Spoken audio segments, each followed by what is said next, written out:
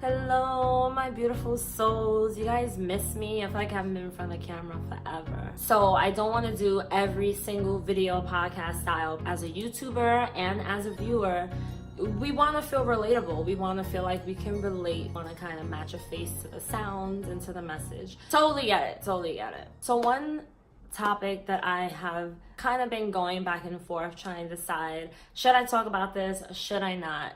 Is the topic of who is God to me.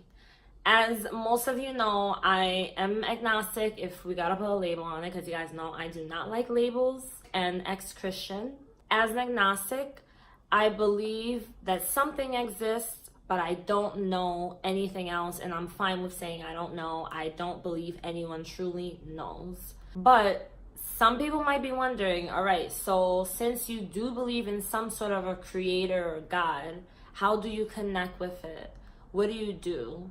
How do you have a relationship with it? When I was first asked this question, it was of course my husband who asked me.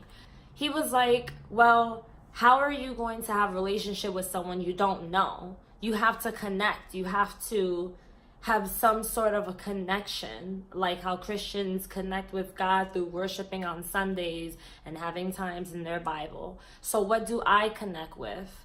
I don't have a Bible that I read.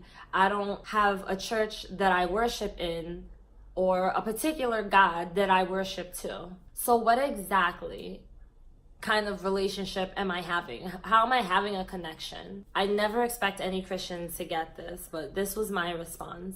I connect through everything around me.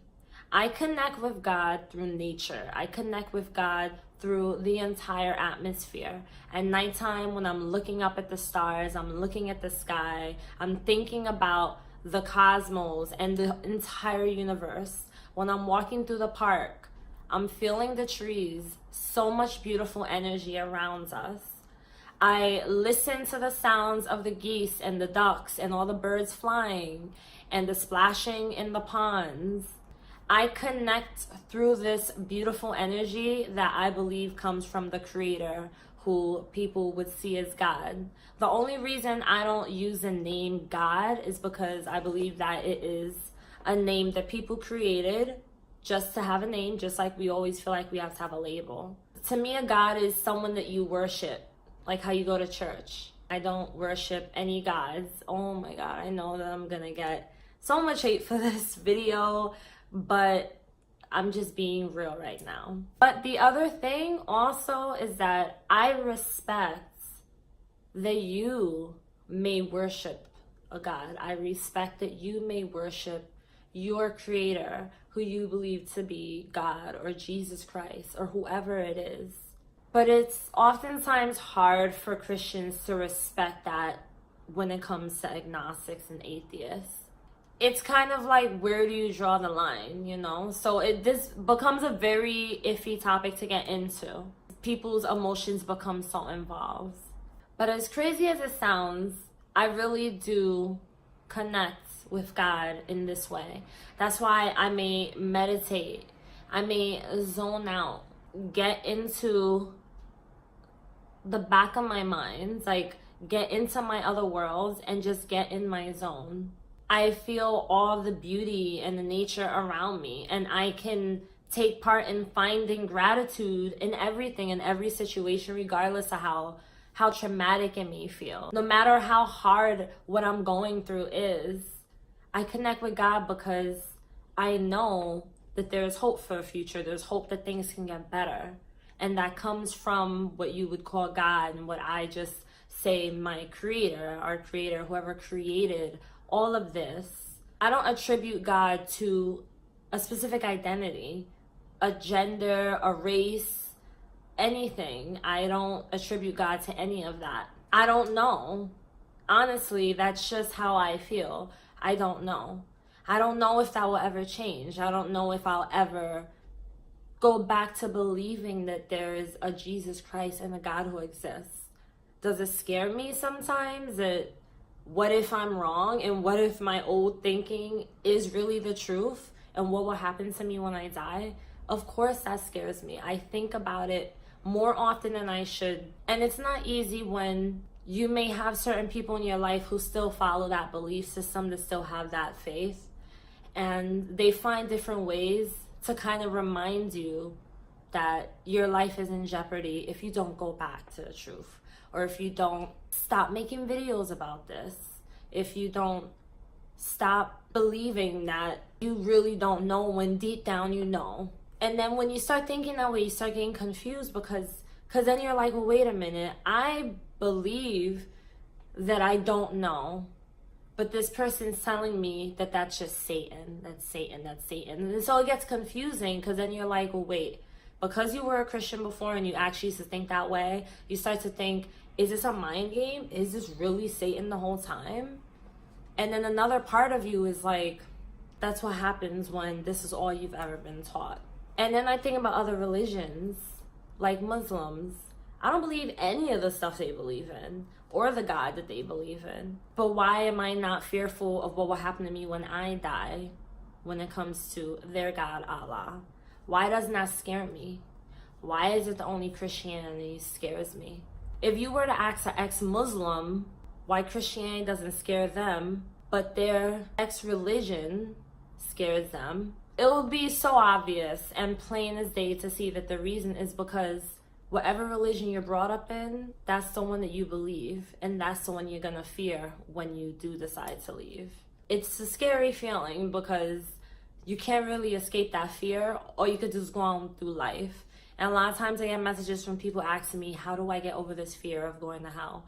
And I don't really always know the best thing to say, because I'm still going through that myself.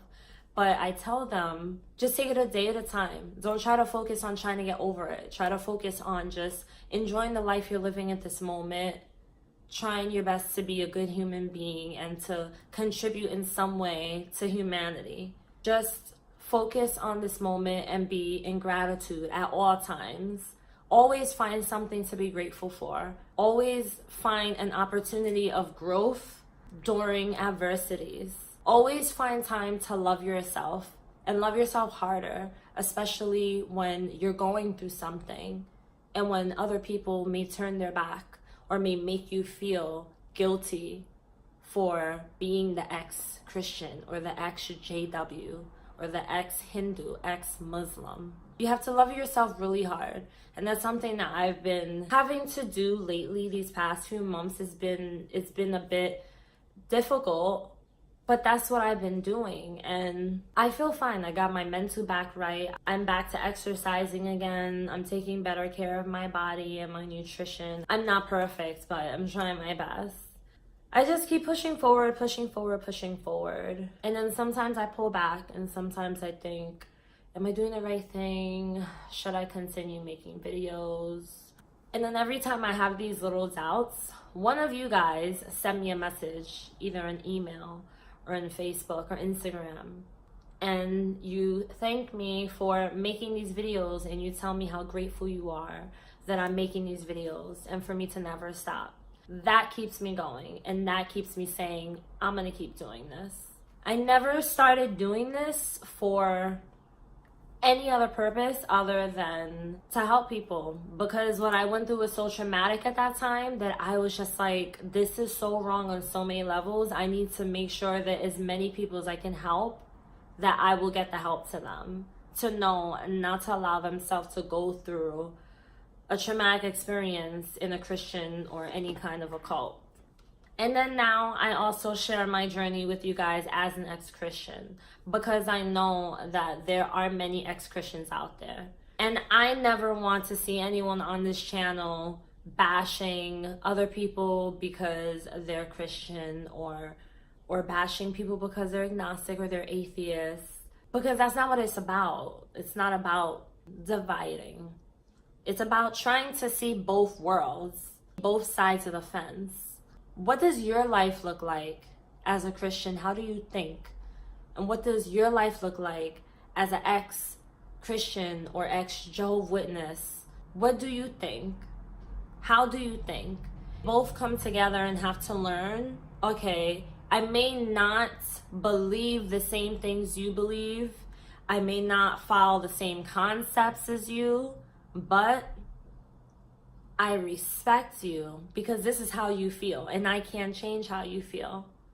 And vice versa, I'll respect you because this is how you feel and this is what you believe. And I can't change those things. And it's not up to me to change it. And this is why I don't believe that religion should ever break anybody apart. I don't believe that leaving religion should ever break anyone apart.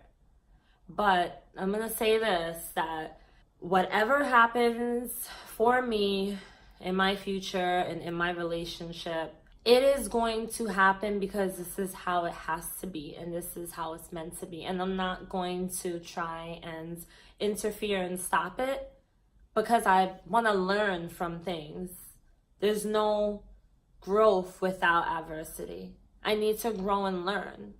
And whatever is meant to be, I'm just going to trust that it's going to happen, and all I could keep doing is being me and to just keep on growing and to stay optimistic and not completely shut down everything. I want to be open-minded. That's about it for this video.